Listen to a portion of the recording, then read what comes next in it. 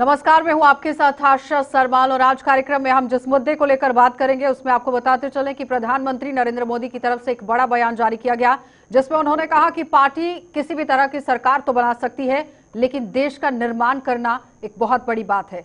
और इसी पर आज मंथन करेंगे। लेकिन इस मंथन में जो गेस्ट हमारे साथ जुड़ेंगे, जिसमें बीजेपी पार्टी से स्पोक्स पर्सन अभिजीत जसरोटिया हमारे साथ हैं, बहुत बहुत स्वागत है आपका जुड़ने के लिए। और साथ ही यहाँ पर निर्मल सिंह हमारे साथ हैं, एडवोकेट हैं और अपनी पार्टी के स्पोक्स पर्सन भी हैं, आपका भी बहुत बहुत स्वागत जुड़ने के लिए। पीडीपी पार्टी से वीरेंद्र सिंह हमारे साथ हैं, आपका भी स्वागत। और आम आदमी पार्टी से परमवीर सिंह हमारे साथ हैं, आपका भी बहुत बहुत स्वागत। तो जाहिर तौर पर आपको समझाते चले कि जिस तरह से आप देखिए एक बड़ा बयान यहाँ पर नरेंद्र मोदी की तरफ से जारी तो किया गया, लेकिन उस बीच में क्या कुछ बातें कही गई हैं जरा वो समझ लीजिए। देखिए किस तरह से एक बड़ा बयान यहाँ पर जारी कर दिया गया। सरकार बनाना आसान है पर राष्ट्र का निर्माण करना बिल्कुल मुश्किल है और स्वार्थ छोड़कर या दीर्घकालिक दृष्टिकोण अपनाने की जरूरत है, यानी पूरी तरह से लालच को छोड़कर काम करने की जरूरत है। पीएम नरेंद्र मोदी ने विपक्ष पर आज यहाँ का तंज जो है वो कस दिया है। देश का वर्तमान बने या फिर बिगड़े इस बात से कोई फर्क नहीं पड़ रहा है, इस तरह से तंज कसा गया है और देश के निर्माण के लिए ऐसा यहाँ करना पड़ता है, इस तरह से भी बात जो है वो सामने रखी गई है। लेकिन इस बीच में कठिन परिश्रम करना बहुत जरूरी है, मेहनत करना बहुत जरूरी है, लेकिन वो मेहनत किस तरह से रंग लाएगी ये देखने वाली बात है। भाजपा ने राष्ट्र के निर्माण का रास्ता चुना है कि राष्ट्र को आगे लेकर किस तरह से जाना है, उस पर काम किया जा रहा है। लगातार प्रयास किया जा रहा है कि देश की समस्याओं का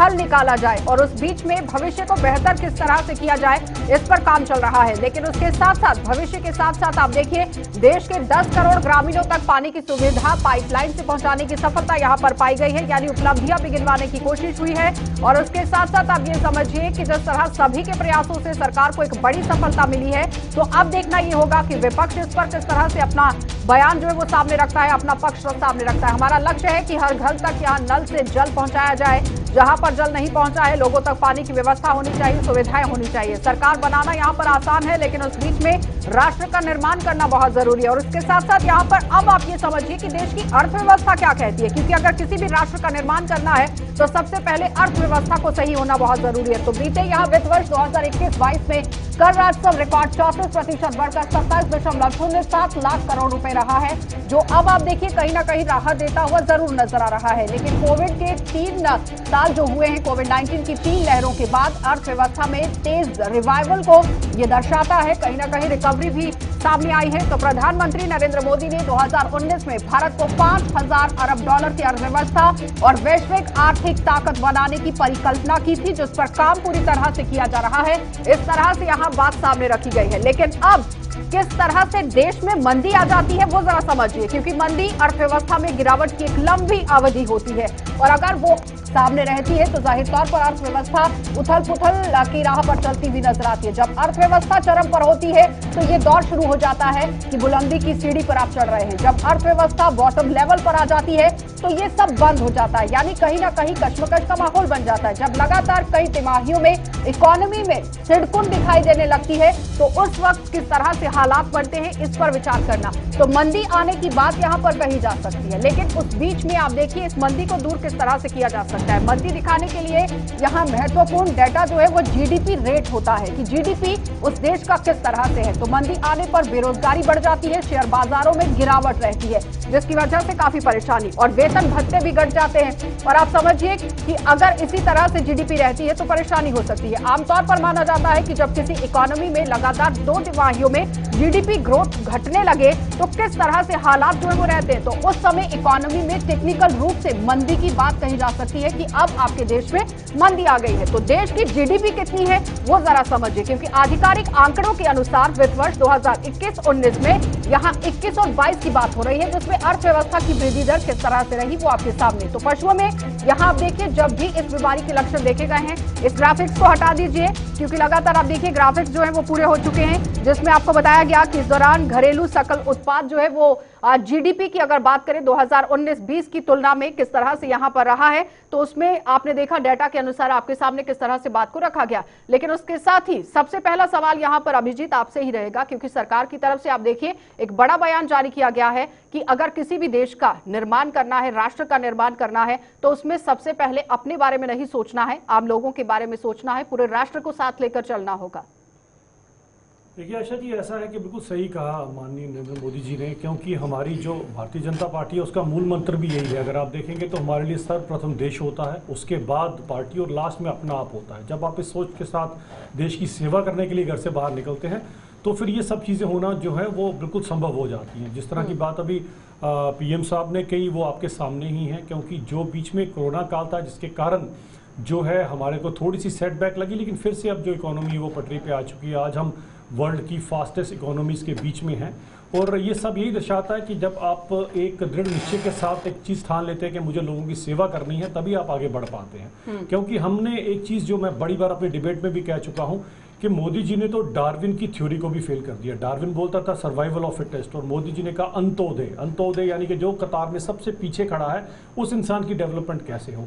जिस तरह का यहाँ पर काम किया गया और जिस तरह से आते ही डायरेक्ट बेनिफिट ट्रांसफर की बात की गई ताकि उस अंत में खड़े हुए इंसान के पास जो है वो चीज़ पहुंच चुकी। वरना आपको याद होगा जो राजीव गांधी जी ने एक बार कहा था कि मैं यहाँ से 100 रुपये भेजता हूँ तो जो एंड तक वो 5 या 10 रुपये ही पहुँचते हैं, बीच के कौन ले जाते थे। चले उसके ऊपर तो मैं कटाक्ष नहीं करना चाहता, लेकिन वो एक सिस्टम था जब कहीं ना कहीं आपकी वो वाली एक नीति नहीं थी। आम आदमी पार्टी आज आप इसके साथ सेवा की लगातार सवाल छोड़ रही है आम आदमी पार्टी और बयानबाजी भी हो रही है। देखिए ऐसा है, उन्होंने बात की, मेरे भाई ने राष्ट्र निर्माण की, प्रधानमंत्री ने कहा राष्ट्र निर्माण करना है, और दूसरी बात इन्होंने की कि मोदी जी ने डार्विन की थ्योरी को फेल कर दिया।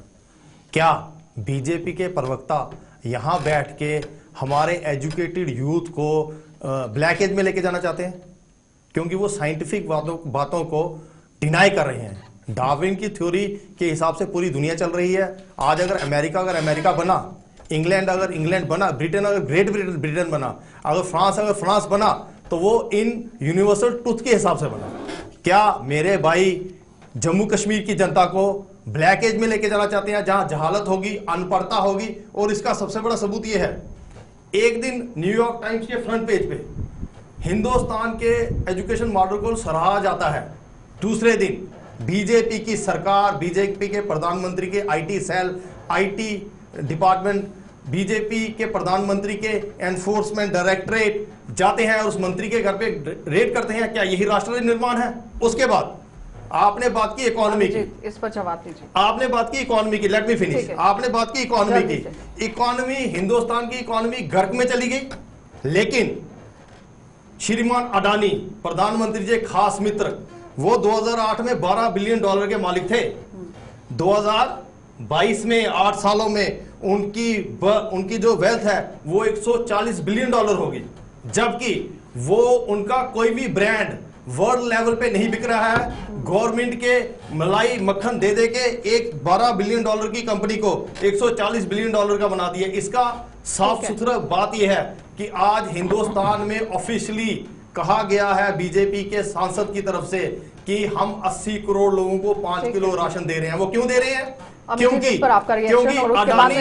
अडानी सबकी इनकम खा गए, जिनकी इनकम से देश का निर्माण होना था। हो गया इनका ना, बीच में मत बोलिएगा प्लीज। हाँ ठीक है। सबसे पहली बात है इनके लिए होगा, डार्विन जाके आप उसे पूछते रहिए, हमें कोई फर्क नहीं पड़ता। हम अंत्योदय की बात करते हैं, अंत्योदय का मतलब है ये भारत देश है। भारत देश में जो सबसे गरीब, सबसे पसमानदा है उसकी बात पहले की जाएगी। आप डार्विन को पूछते रहिए, आपकी पार्टी की होगी आइडियोलॉजी, हमारी आइडियोलॉजी ये वाली नहीं है। और हमने कर दिखाया है, किस तरह से हमने कर दिखाया ये भी आपके सामने है। और ये किसका पूछेंगे हिसाब किताब, हमें पूछेंगे। तो इनको कम से कम ये पता होना चाहिए, जिन किसी का भी ये नाम ले रहे हैं वो किसी ब्रांड के लिए बात नहीं होती है। लोगों ने इंटरनेशनल अपने कब से, कांग्रेस के टाइम से कब से वो लोग चले आ रहे हैं। फिर आप आप इकोनॉमी पे ऐसे मत कीजिए, ऐसे सभ्यता नहीं रहती। सभ्यता है, सुन लीजिए ना, फिर आप सुने ना, फिर बीच में क्यों बोल रहे हैं? और ये पार्टी कम से कम हमें ना सिखाए। इन्होंने कम से कम, हम इनसे तो सबक नहीं लेंगे, खुद ब खुद ही देख लीजिए। अब मैं बोलूंगा तो उनको लगेगा बुरा, पहुओं और रदियों और बोतलों पे खड़ी हुई पार्टी आज हमें सिखाएगी कि देश की जीडीपी कैसे दी जाती है। शराब की बोतलें लोगों को देकर फिर बीच में बोलना शुरू हो गए। यही तो बात है ना, कम से कम थोड़ा रखिए, पेशेंस रखिए। आपको पूरा मौका मिला बोलने का, मैं तो नहीं बोला आपके बीच में, और ना मैं किसी और के बीच में बोलूंगा। और 2 लोग भी वेट कर रहे हैं, जल्दी ये इस तरह की बात करेंगे। सत्येंद्र जैन जैन को अपनी ही कुर्सी के पीछे बिठा कर रखा है, जिनसे पूछा जा रहा है रातों रात पैसे कहां से बन गए। अडानी को तो छोड़िए, वो तो पुराने टाइम का ही करोड़पति बना रहा है। अभी 8 साल में ही हुए हैं, ये किस 8 साल में ही बढ़े हैं सभ्यता है। परमवीर जी आप जवाब दीजिए, किस तरह की बात जल्दी से जवाब दीजिए। देखिए ऐसा इन्होंने सतेंद्र जैन जी की बात अब की है। देखिए मैं बीच में नहीं बोलूंगा, शायद मुझे मेरे भाई ने- 1 मिनट, मेरे 2 गेस्ट वेट कर रहे हैं, जल्दी कीजिए। मेरे भाई सिर्फ मेरे ख्याल से जो honourable high court of Delhi ने जो एक बयान दिया है सतेंद्र जैन के लिए, वो शायद इन्होंने पढ़ा नहीं है ना सुना है। मेरे ख्याल से कुछ ही दिनों में सतेंद्र जैन जी पाक साहब बाहर आ जाएंगे, उस दिन इनको पता लग जाएगा। बाकी बात रही हिंदुस्तान की आवाम का जितना पैसा वो कमाती थी रोजमर्रा की जिंदगी में, वो अडानी और अंबानी खा गए। जम्मू कश्मीर की बात पर आ जाइए, वीरेंद्र जी आपके पास आऊंगे। जिस तरह से सरकार की तरफ से दावा किया गया है, देखिए ऐसे है मैडम जी, शुक्र है 8 साल बाद हमारे माननीय प्रधानमंत्री साहब को ये तो याद आ गया कि हम किस काम के लिए सरकार चलाने को, राष्ट्र निर्माण की बात किसी ने की है। हमने तो पिछले 4-5 सालों से काम ही एक सुना है कि किसकी चुनी सरकार गिरानी है और किसकी बनानी है, किसके पीछे ईडी लगानी है, किससे बाहर निकालना है और हिंदू मुस्लिम करना है और सभी स्टेटों में जो करना है वो चलिए शुक्र है कि इनको याद आ गया कि राष्ट्र निर्माण। देखिए ऐसे है कि जिस देश में भारतीय जनता पार्टी कितनी मैं कहता हूं कितना ढिंडोरा पीटते हैं कि हम 5 किलो राशन फ्री दे रहे हैं। मैं एक ही बात कर रहा हूं, इसी बात पे करना चाहता हूं। भाई आप 8 साल से आप सरकार में हैं, 80 करोड़ लोगों को आप कहते हैं हम 5 किलो राशन फ्री दे रहे हैं, कहते हैं ना कितना ढिंडोरा पीटते हैं, कितने इसके ऊपर ये कर रहे हैं। तो ये शर्म की बात है ना आपके लिए कि आपकी सरकार एक तरफ से आप कहते हो कि जिस तरह के तरीके से आप देश में ये माहौल बनाते हो कि शायद मुल्क जो है 2014 के बाद ही याद हो, उससे पहले गुलामी था, जिस तरीके से ये कह, मेरी बात पूरी नहीं हुई, मेरी सुनिए। मैं ये कहना चाहता हूं कि शुक्र है आपको याद है, लेकिन आज देश की सबसे बड़ी समस्या जो है वो बेरोजगारी और महंगाई है। उसके ऊपर काम सरकार ने करना है। हम आरोप प्रतिरोध की सियासत कब तक की जाएगी? ये ईडी एनआईए रेड, उसको पकड़ लो इसको पकड़ लो, उससे क्या मसला हल होगा?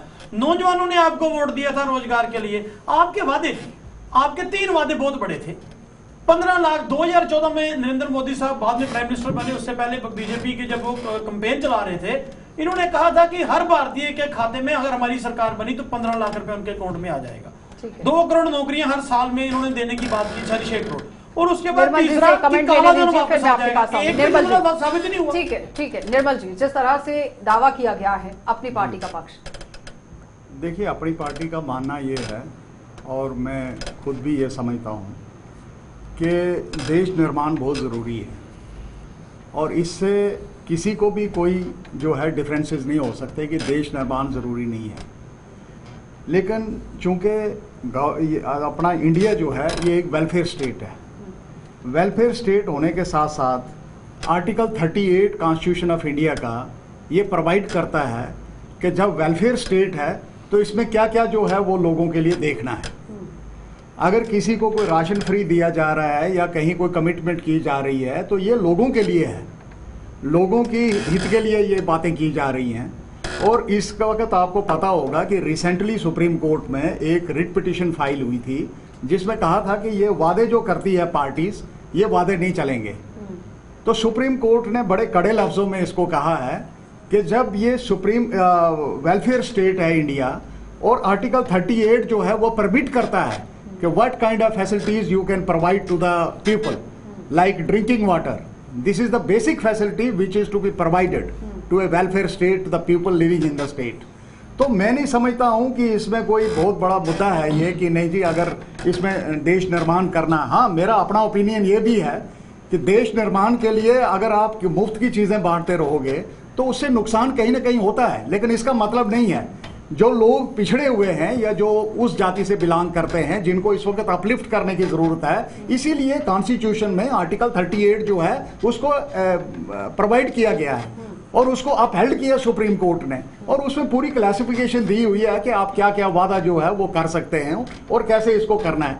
दूसरा ये है कि अगर लोग रहेंगे तो ये स्टेट भी चलेगी, ये इंडिया भी चलेगी और लोगों का हित देखना जो है वो सबसे ज्यादा जरूरी है और देश निर्माण भी जरूरी है साथ में। देखिए मैं सबसे पहले इनको ये बता देना चाहता हूँ कि अगर किसी ने कुछ किया है और उसके बात में यहाँ पर वादे में और करने में बड़ा फर्क है। जिन्होंने किया है वो बोल भी सकते हैं, मैं ये तो बात नहीं कहूँगा, लेकिन बात ये आती है कि आपके देश की छवि कैसे बदली है। 2014 के बाद आप अपने देश की छवि देख लीजिए कैसे बदली है। आज से 20-30 साल पीछे चले जाइए, आपके देश को क्या कहते थे? सपेरों का देश कहते थे। आज आपको क्या कहते हैं? वो देश जो खुद तो वैक्सीन बना ही रहा है, लोगों को भी वैक्सीन दे रहा है। पोलियो, तशंदुज, खाली खांसी, ये बीमारी है हिंदुस्तान में तब इसकी वैक्सीन आई जब दुनिया में ये बीमारी खत्म हो चुकी थी, वो देश। और आज जब शाना बशाना आप सारे डेवलप्ड कंट्री के साथ बैठ के आप वैक्सीन बना रहे हैं, बताएं क्या तरक्की नहीं है? आपके देश के तिरंगे की आप अहमियत देखिए किस तरह से यूक्रेन के अंदर, हमारे देश तो छोड़िए, पाकिस्तान के जो लोग हैं उन्होंने भी हमारे देश का तिरंगा दिखा के अपनी जान बचाई, जिन्होंने युद्ध तक रुकवा दिया अपने लोगों के लिए। क्या ये देश की तरक्की नहीं है?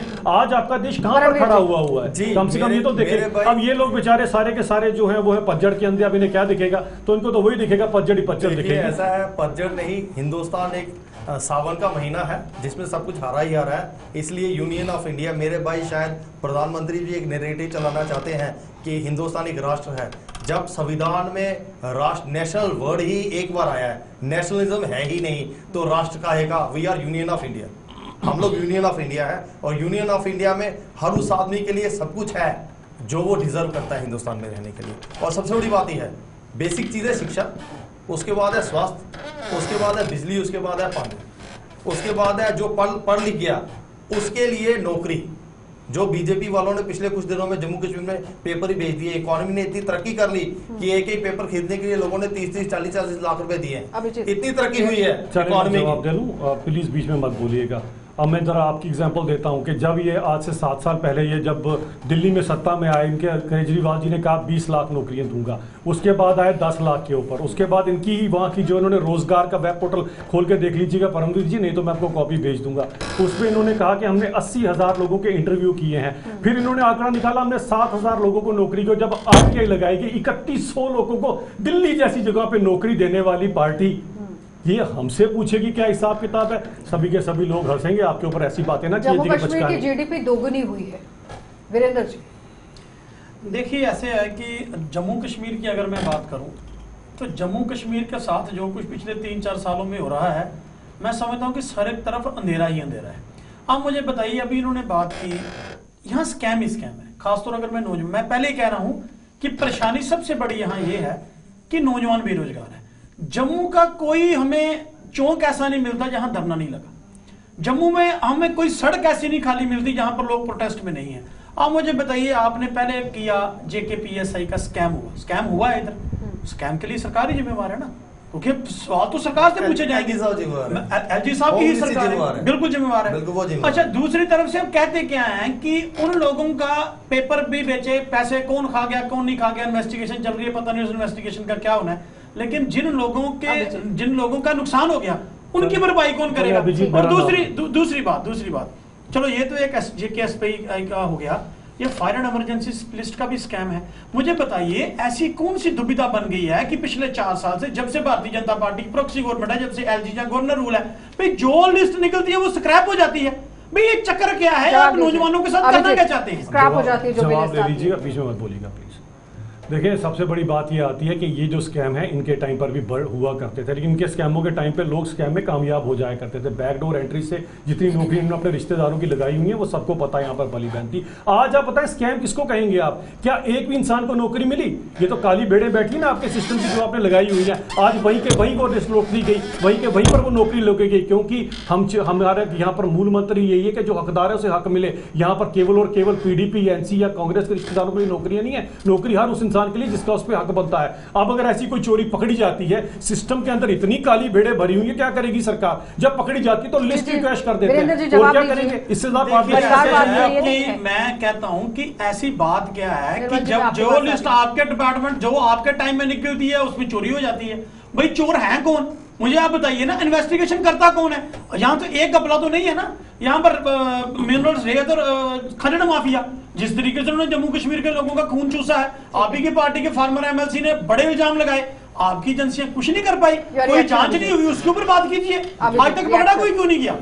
जिनकी चीफ मिनिस्टर की कुर्सी पे बैठकर वालिदा से आज पूछा जा रहा है कि आपके पास ये आप ये रेत बजरी का जवाब दो ना जी। नहीं, आप जो मैंने पूछा उसका जवाब दे दीजिए। मैं आपको रेत मैंने आपकी बातों का जवाब दिया, आप दे दीजिए। आप ही के फार्मर एमएलसी कह रहे हैं, मैं तो कह नहीं रहा। गिना रहा हूँ ना, जिनकी आप खुद सोचिए, जो मुख्यमंत्री हैं उन्हीं की वालिदा के पास पैसे निकल रहे हैं। आपको हिसाब किताब कैसे ले सकते हैं, मुझे बताया ना जरा। हिसाब किताब लेने के लिए जनाब अपना दामन पाक चाहिए, जो आपका नहीं है, आप जानते हैं। पिछले 5 सालों में दोगुनी जीडीपी और पर्यटक भी बहुत तरीके से यहाँ पर आए हैं, बिजली लोगों के घर तक पहुंची है, सरकार का दावा। देखिए, बीजेपी गवर्नमेंट जो है इनडायरेक्टली जे&के को रूल कर रही है इस वक्त, और ये एक हाइप क्रिएट की जा रही है कि यहाँ पे जो कुछ आज तक हुआ है वो सब चोरियां हुई हैं और ये अब ठीक करने आए हैं यहाँ।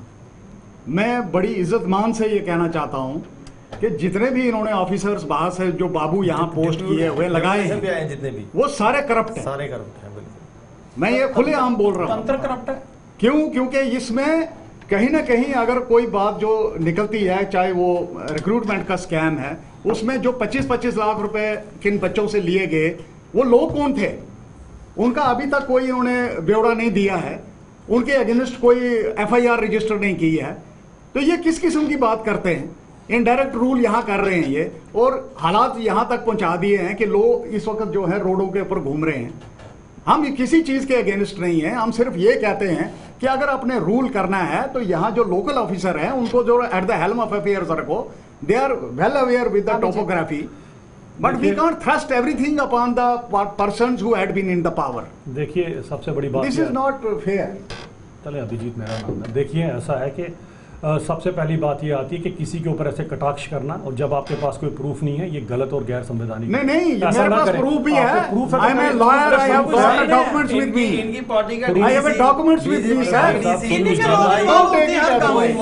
ना, क्लियर कट सुन लीजिए। ये मत कहिए आपकी प्रूफ नहीं है कोई, आप उसकी बात मेरी करिए। आदत नहीं है ऐसे बोलने के बीच में ना। नहीं, इजाजत की बात नहीं है। वी आर आप not called by you only sir. आप अपने टाइम पे बोलो, मैं अपने टाइम पे, मेरे टाइम पे कैसे बोल सकते हैं? आप कोई नहीं बोलेगा, इसका क्या मतलब? फिर मैं आपके पीछे बोलूंगा तो लोग आप सुन पाए? लोग बेवकूफ थोड़ी डिबेट देख रहे हैं। आप अपनी बात लोग यहाँ पर फिश मार्केट देखे तो ना बैठे, आप अपनी लोग सभ्यता के साथ डिबेट देख रहे हैं। इसका क्या मतलब? लोग कैसे सुनेंगे? सबसे आप लोगों को सुनाने के लिए बैठे हैं क्या? हम लोग सुनने के लिए बैठे हैं। आपके घर पे डिबेट नहीं चल रही है, आपके घर पे डिबेट नहीं चल रही है। नहीं, मेरे घर पे नहीं चल रही है। Then we should not be personal called. नहीं होना है। एक मिनट अभिजीत, निर्मल जी, पर्सनल नहीं होना है, लेकिन कोई भी बात अगर आप किसी पर आरोप लगा रहे हैं तो उसका आपके पास प्रूफ होना चाहिए। निर्मल जी, बिल्कुल अगर सब आपकी तरफ से कोई बात सही कही है तो आपके पास प्रूफ होना चाहिए, उसके बाद यह बात होनी चाहिए। बाकी दूसरी बात यहाँ पर यह है अभिजीत कि पर्सनली किसी को भी टारगेट आप नहीं करेंगे। मैं बिल्कुल आप एक अपना जवाब साफ आयशा, आप मुझे बताएं, जब कोई बोल रहा था मैं किसी के बीच में बोला? सारी दुनिया को ये पता कैसे है पता पैसे है? लोग लिए सुन रहे हैं, देखिए इतना बड़ा चैनल है, इतने लोग सुनते हैं वहां पर बैठ के, लोग कैसे सुनते ये जो हैं? नौजवानों के साथ जवाब नाइंसाफी रखिए की जा रही है, साहब। ठीक है निर्मल जी, ठीक है अभिजीत, अपना जवाब सामने रखिए। देखिए, सबसे बड़ी बात आती है कि जिन ये नौकरियों की बात करते हैं और जिन भी चीज़ की बात करते हैं, आज तक जो छलावे की नौकरियां 2,500 की इन लोगों ने और इनकी सरकारों ने, ये तो खैर अभी जुमा 4 दिन ही हुए इनको आए हुए, तो जो आज तक जो पुरानी पार्टियां थी उन्होंने जो 2,500 के लोगों के साथ छलावा किया, वो नौकरी थी। 20-20 साल तक वो बेचारे रहबरे खेल, रहबरे ज़्यादा पता नहीं कौन कौन से रहबरे इन्होंने रखे, और वो भी अपने रिश्तेदार लगाए।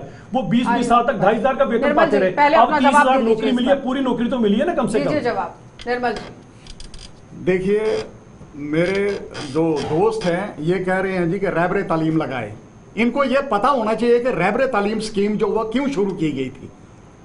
आपने अब नहीं, मैं जानता हूं क्योंकि मैं लॉयर हूं, मुझे पता है वो स्कीम क्यों इंट्रोड्यूस की गई थी। रहबरे तालीम, रहबरे ज़राअत, रहबरे खेल, वो क्यों इंट्रोड्यूस की गई थी? क्योंकि ग्रास रूट लेवल तक लोगों तक पहुंचना था, और वो स्कीम थी गवर्नमेंट की। लेकिन बीजेपी गवर्नमेंट ने इस वक्त उस स्कीम को क्लोज कर दिया। ये कहाँ का इंसाफ है? आप नौजवानों को लगाते और फिर निकाल देते हो। वीरेंद्र जी, सवाल पूछा, ठीक है अभिजीत, जवाब दे दीजिए। इन्होंने मुझसे सवाल पूछा, मैं बताता हूँ जनाब। मैं इनसे पूछा, ये वकील है ना, इनसे मैं पूछता हूँ 2,500 रुपए में घर पलता है? पूछिए जरा उन लोगों से जो धक्के खाए आज तक, कौन सी नौकरी? 2,500 का सवाल नहीं है, वो रेगुलराइज हुए उसके बाद। रेगुलराइज हुए। वकील साहब आप बोलिए, आप बोलिए, हम नहीं बोलते, आप बोलिए। ये स्कीम है। अभी रहबरे तालीम की बात हुई है, तो मैं रहबरे तालीम के बता दूं कि मैं फख्र के साथ कह सकता हूं कि रहबरे तालीम एक ऐसी पॉलिसी थी कि जिसका आज तक एक भी केस जहां एक भी एलिगेशन उस पॉलिसी पे नहीं लगा, क्योंकि ठीक है एडवोकेट साहब ने कि वो घर पर जाके लोगों को रोजगार देने की बात थी और मेरिट पे लोग एडजस्ट हुए। यहाँ बात की जाती है, ये रोजगार की बात करते हैं, मैं या दूसरी बात में करप्शन की अगर बात करूं, भाई एक बात तो ये है ना कि करप्शन हुई है, सरकार ने मान लिया, इनके एक डीडीसी काउंसलर का नाम भी आया, उनके किसी रिश्तेदार का नाम भी आया, उसके बाद से वो मतलब बिल्कुल रिपोर्ट गुम ही होगी, वो कहीं खबर ही नजर नहीं आ रही। भाई मुझे बताइए कि उसके ऊपर इन्वेस्टिगेशन चल रही है कि नहीं चल रही, वो कौन है? और दूसरी बात, इसमें बड़ी बात, अहम बात है, भाई पैसे लेते हैं भारतीय जनता पार्टी के लोग, मैं इसलिए कह रहा हूं चैनल पे क्योंकि इन्हीं का डीडीसी तो काउंसलर पर पकड़ा बात गया है। कीजिए तो वीरेंद्र जी, देखिए मैडम जी, एक प्रूफ बिल्कुल प्लेटफॉर्म सामने है, आप लोगों को दिया गया प्रूफ है। बिल्कुल सामने ठीक है ना, प्रूफ बिल्कुल सामने है ठीक कि है। डीडीसी इन्हीं की पार्टी की टिकट पे जीता डीडीसी, आज तक फिर उन्होंने एक्सपेल क्यों नहीं किया? जवाब अगर इनका दो। हाथ नहीं है अभिजीत, तो जवाब उनके पैसे दीजिए। कौन वापस लौटाएगा नौजवानों के? आपका पूरा चीफ मिनिस्टर का ऑफिस संभालने वाला जी। जो है वो एनआईए की चार्जशीट में टेररिस्टों की यहाँ पर जबरन निकाह करा था, उसका आपने क्या किया? तो हमने निकाला क्या पार्टी किया? से? कोर्ट ने, आपने निकाला केस बनाया, पार्टी से? कोर्ट ने जमानत दी। निकाला पार्टी से, मुझे नहीं, जवाब मुझे दो बताइए, पहले। तो है ही सच निकाला, था, वो इतना बड़ा बेचारा संगीन सच्चा था, उसको इल्जाम है, फंसाया आपने। संगीन इल्जाम है, तो कोर्ट ने निकाल बेल दी ना, आप कर- कोर्ट से निकाल बड़े हो। तो फिर वो भी बैठे, तो आप कोर्ट इसी से, तरह से आपने जनाब, अरेस्ट ही नहीं किया, आप अरेस्ट तो करो। इसी तरह से हम जनाब, कहते हैं कोर्ट उनको arrest कोई भी करो। चैलेंज नहीं इसी- कर सकता है इसी तरह कार्यक्रम से में, पहले जनाब, तो इसी कोर्ट तरह का से फैसला जनाब, बिल्कुल, सर्वोपरि ये तो कोर्ट के होता फैसले है। को नहीं मानते हैं ना। ठीक है। इंक्वायरी सभी परेशानी की ये चल है। रही है, परम जी। सभी काली भेड़े बाहर देखिए, निकाल परम जी, रही है। बात यह है कि मेरे भाई ने कहा रहबरे तालीम रहबरे खेल सिर्फ जम्मू कश्मीर में था, शायद ये तैयारी करके नहीं आते हैं, ये नेशनल पॉलिसी थी। रहबरे तालीम की तरह तर्ज पे गुजरात में लोग लगे हैं, चलिए, रहबरे खेल के आप तर्ज इसका पे, जवाब देता हूं। सुनिए, रहबरे खेल के तर्ज पे गुजरात में लोग लगे हैं, रहबरे तालीम एनएचएन के तर्ज पे पूरे हिंदुस्तान में लोग रखे हैं। मेरे भाई शायद अच्छी तरह से पढ़ के नहीं आते हैं, हम लोगों ने दिल्ली में उन लोगों को पक्का किया, जम्मू कश्मीर सरकार, जम्मू कश्मीर की अलग अलग सरकारों ने भी पक्का किया। गुजरात में जो लोग रहबरे तालीम के तहत लगे हैं, उसका नाम कुछ और होगा वहां पर, ठीक वो है। आज भी दीजिए सड़कों पे हैं। और सुनिए और वाइब्रेंट गुजरात था, ठीक है, सुन लीजिए। वाइब्रेंट गुजरात था। हम लोगों ने पिछले 22 जो पोस्ट निकली हैं गुजरात में, हर पोस्ट का पेपर बिका है, प्रेस में आया है, लेकिन एक भी इंक्वायरी नहीं की इन्होंने गुजरात में। और इन्होंने वही गुजरात से ऑफिसर उठाए, जीएनके में लगाए डेपुटेशन पे, वहीं से यूपी से ऑफिसर उठाए, जीएनके में लगाए डेपुटेशन पे, एमपी से ऑफिसर उठाए, जीएनके पे लगाए डेपुटेशन पे। एक एक लिस्ट में 30-30% भर्तियां कैसे नहीं की हुई है। अभी जो पीएसआई की अब जो आपकी लिस्ट तरफ है, से सवाल छोड़ा गया है तो जवाब उसमें मेरी पूरी बात होने दीजिए। आप पूरी बात करने को पूरी डिबेट निकाल दो, आप अपनी इतने बात में समय हो जाएगा परमवीर जी, समय हो रहा है। जवाब दीजिए। सवाल का नाम नहीं है। देखिए, सबसे पहली बात ये आती, मैंने इनका आंकड़ा गिना दिया था भी आपको उसका, और ये जिन टीचरों की बात करते हैं उन टीचरों को आपने कब पक्का किया? रोते रहे जाके, आपको पता ही नहीं, हमने पक्का कर पता दिया। नहीं कौन सा, हमने बीच पक्का में कर बोल रहे हो दिया। जनाब, हमने पक्का कर आपने दिया। कौन सा पक्का कर दिया? हमने आपने पक्का वहां कर तो दिया। छोड़ो, आपने पंजाब के टीचरों तक को नहीं, बेवकूफ बनाया, वो बेचारे पाइपलाइन अरविंद में, केजरीवाल के वो घर के बाहर पाइपलाइन आके में, रो रहे वो हैं। पाइपलाइन आपको में टीचरों को कितना 100% डरता है, बड़ी पक्के हो बात से हम जाएंगे। जानते जो वादे हैं। हमने आपको किए, सिर्फ एक ही काम करना जो था, वादे पौधों के हमने साथ किए, वो पौधों किए। की देने वाली मतलब पार्टी कि है। पूरी तरह से आम आदमी पौधों जो के साथ बताया पौधों गया देने कि वाली पार्टी है। निर्माण करना है राष्ट्र का। बहुत बहुत धन्यवाद अभिजीत, आपका भी, परमवीर जी आपका भी, वीरेंद्र जी आपका भी, और निर्मल जी आपका भी जुड़ने के लिए। तो फिलहाल आपने देखा कार्यक्रम में किस तरह से महासंग्राम तो हुआ है, क्योंकि पूरी तरह आप देखिए सरकार की तरफ से एक बड़ा दावा सामने रखा गया है कि जीडीपी को बढ़ाया भी गया है, जो आंकड़े आपके सामने रखे गए, लेकिन विपक्ष पूरी तरह से कटाक्ष करता हुआ नजर आया और एक चैलेंजिंग सिचुएशन यहां पर बनाता हुआ नजर आया। आप देखते रहिए कार्यक्रम।